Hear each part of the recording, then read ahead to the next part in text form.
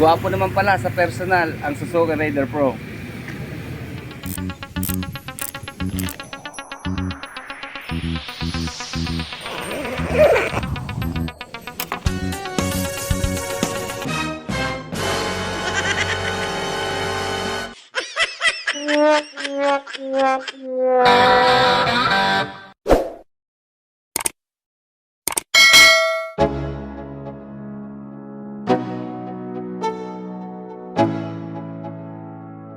Let's go. Yo, I'm like an addict, do I gotta have it. I ain't even playing, got a really bad habit. If it moves, gotta grab it, fuse like a magnet. Lose, won't have it till I'm doomed in a casket. I ain't playing, got a weird mind. If you work 8 hours, I'ma work 9. If the shoot tastes sour, you should taste mine. I'ma stay in power for a long time. Get up, nah, I ain't a quitter. Toss me the ball, I'm a really big hitter. Big picture, I'm a straight killer. Rising the song to the highest bidder. Got juice, got gas, I'ma move fast. New shoes, new tracks, like who's that? I'm new, come back, better than last. Yeah, it's a new me, never gonna look back. I'm never gonna look back. Cause damn, I was built to last. You move slow and I move fast, and that's facts. Only I can make a change. Slowly take a step today. I will never be the same. Cause that's what it takes. Ngayong December 28, 2025, available na rin po dito sa Unimar Santa Cruz ang Suzuki Raider Pro. Last month nagawa na po natin ng review ito sa Calamba. Kaya lang hindi masyadong detalyado kasi binigyan natin ito ng comparison review dun sa standard version po ng Suzuki Raider R150.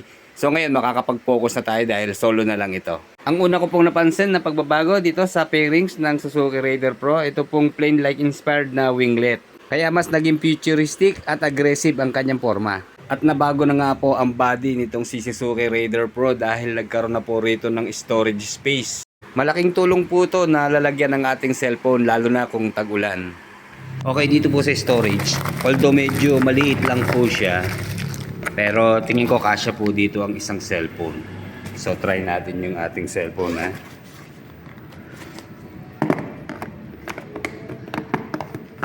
Okay, pag malaking cellphone hindi po pwede. Siguro yung maliliit lang.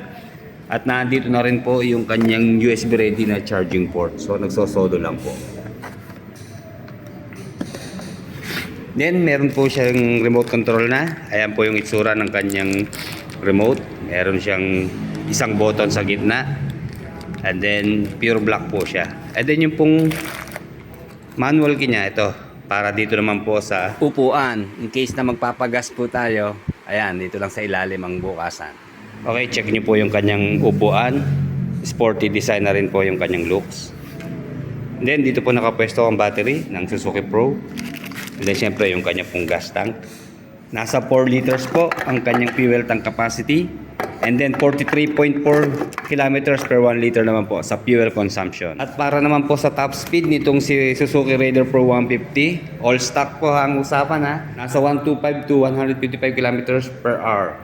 Isa sa magandang improvement po na ginawa dito sa Suzuki Raider Pro 150. Kung dati po dito sa kanyang starting system ay disusi, ngayon po ay keyless na siya at may remote pa. So friendly and comfortable po sa ating mga riders. Hindi pa lang po siya activated mga riders pero ito po pag in-on natin, meron siyang kulay blue na LED dito po sa kanyang ignition system.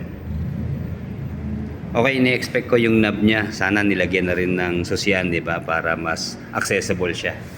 And then full digital instrument panel na meron na pong smartphone connectivity through Suzuki Ride Connect app. So ayun nga po, magda-download tayo ng Suzuki Ride Connect app sa ating cellphone para ma-connect na natin yung ating mga smartphone.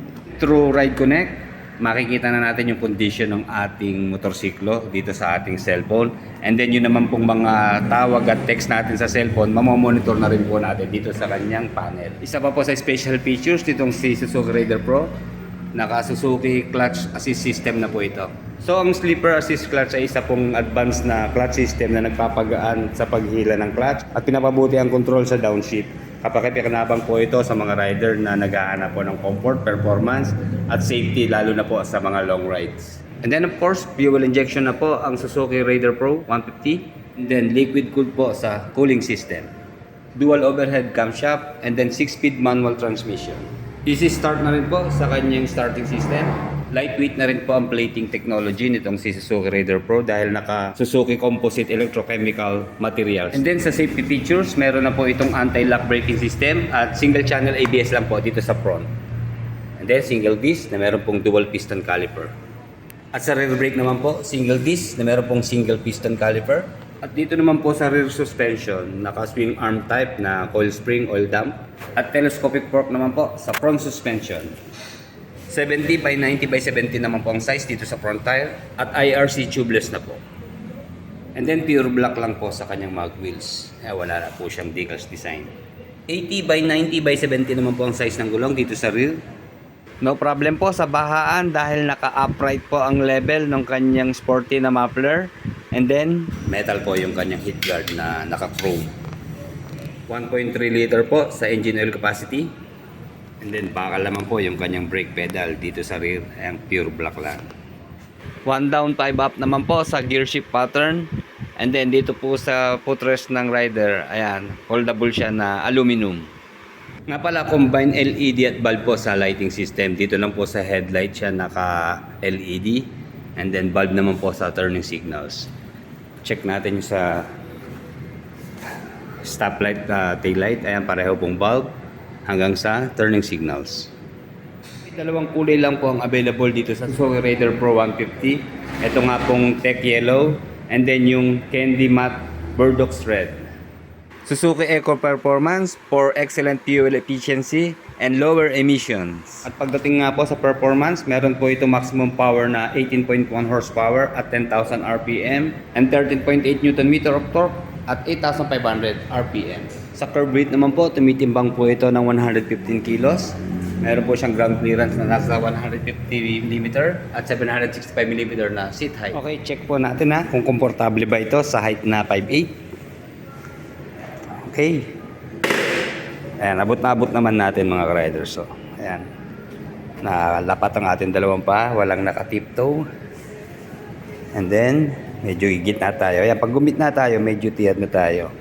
At syempre, yung trademark na riding position po ng Suzuki Raider, medyo nakasubsob, di ba? And then, check natin sa turning radius. Saktuhan po. O meron pang mga half-inch na distansya. Ayan, ito po yung kanyang bar end. May kala ko aabutin yung ating hita. Okay. Dito naman sa right side, medyo dikit naman dito sa kabila. Pero okay lang, saktuhan lang din. And then panalo po pagdating sa monoshock niya dito sa rear suspension Lambot siya mga riders. Titingnan mo parang mabigat siya, di ba? Pero magaan lang po. Komportable po yung kanyang timbang para sa 150cc na daw. And then sa front brake, ito malakas ang preno po.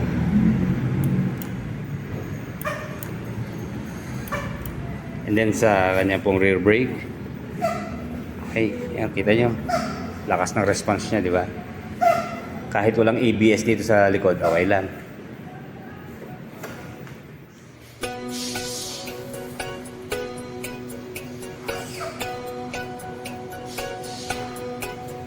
Kay tagal na nating kasama, patuloy sa pag-arangkada tungo sa mga pangarap mo't makamit ang mithiin mo. Walang humpay sa pagtulong, walang tigil sa pagsulong. Kahit saan ika'y dadalhin, marating lang ang iyong tatahakin. Unemar, una ka dito. Unemar, dito ay sigurado. Di kalidad at bilis, walang kaparis.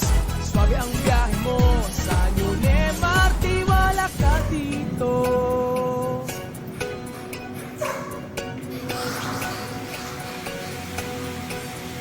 Kay tagal